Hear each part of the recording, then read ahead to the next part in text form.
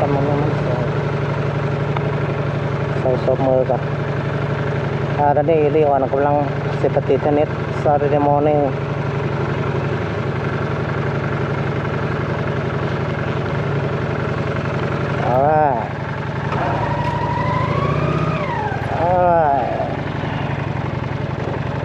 นัดโม7 โมงบายบายเฮานัดโม7 โมงพอฮอดพุ่น7 โมงก็หาตื่นแล้วนี่ก็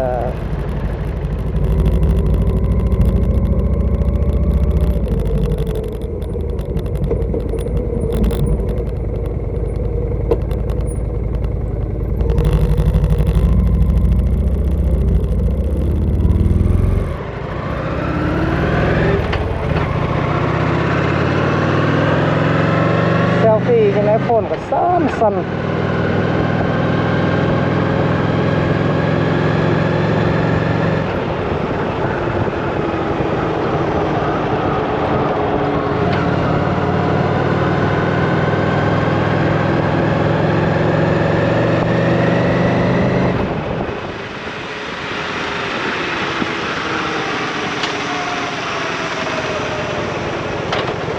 หรือมันสัตว์โปรดฟังเพลงอยู่เฮลเมต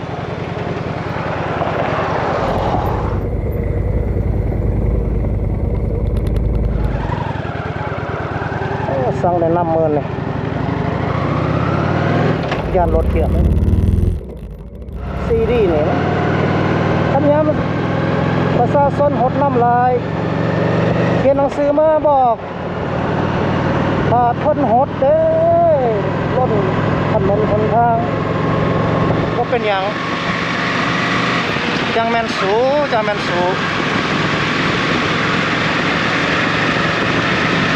Hi guys, here again, Leon going to tennis. Yeehaw!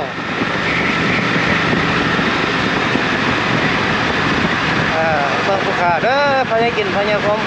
เทวบุตรเทวดาอยู่สั้นพระหัตถ์เทวดาอยู่สั้นเทิงเบิ่งแงงภูเขาขี่รถยักษ์มานี่ปฏิเทนนิสเสร็จแล้วตัดหน้าสดเด้อโอเคเอี่ยวบ่โสบ่เอี่ยวกูสิช็อตคัทเด้อบ่เอี่ยวอีหลีลืมกูช็อตคัทซะเอี่ยวอยู่เนาะไปได้บ่มีใครมาเทนนิสก็ประมาณ13 ไมล์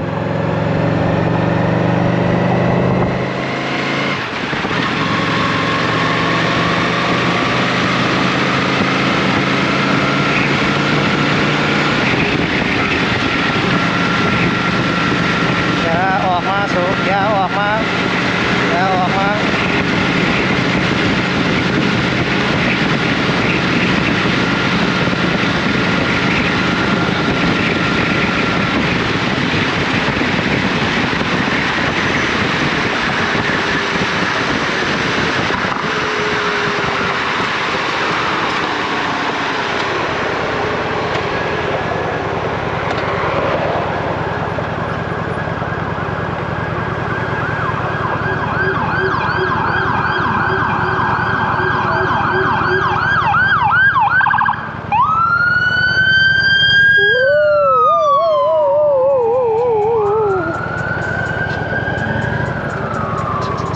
รถทำกันอีกแล้ว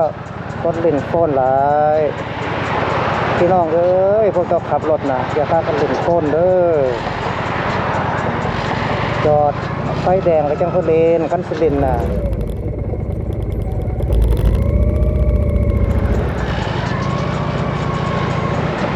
บ้าอีนี่กันนี่เนี่ยบอกว่าจอดไฟแดงเขาลินมันก็ลินไฟแดงแล้วมันบ่ออกเลย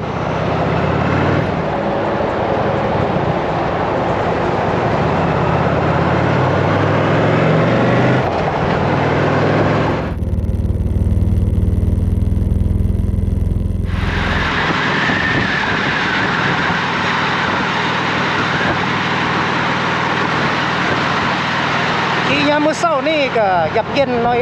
นึงบ่เย็นหลายถ้านุ่งเสื้อแขนสั้นนี่ก็มันหนาวแล้วนี่นะ เ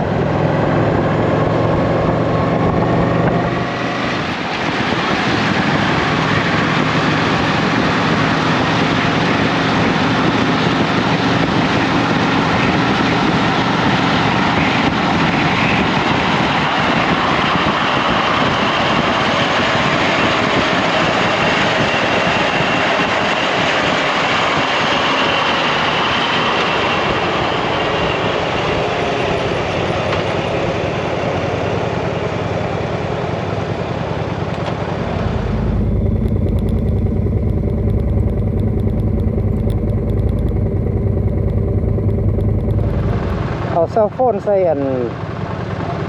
เขารถเนี่ยนะมันสั่นเว้ยบุคือรถสปอร์ตไบค์แล้วรถสปอร์ตไบค์คือจะบ่สั่นเว้ยซื้อมากับว่าเสียได้ใส่อันนั้นใส่โทรศัพท์เนาะใส่โทรศัพท์มันอย่างว่าที่ใส่ถ่ายวิดีโอถ่ายอย่างขนาดเลยว่ามันสั่นโพดเลยเสียขึ้นส่งเขาเอาขึ้นส่งเขาเขาก็เลยว่าเอากูเสียเงินคืนให้คิดแต่อ้ายดำโอเค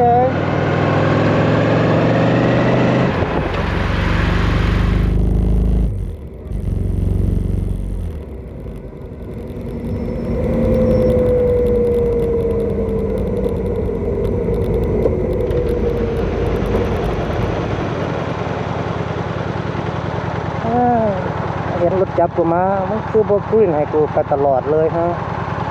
เจยเอ้ย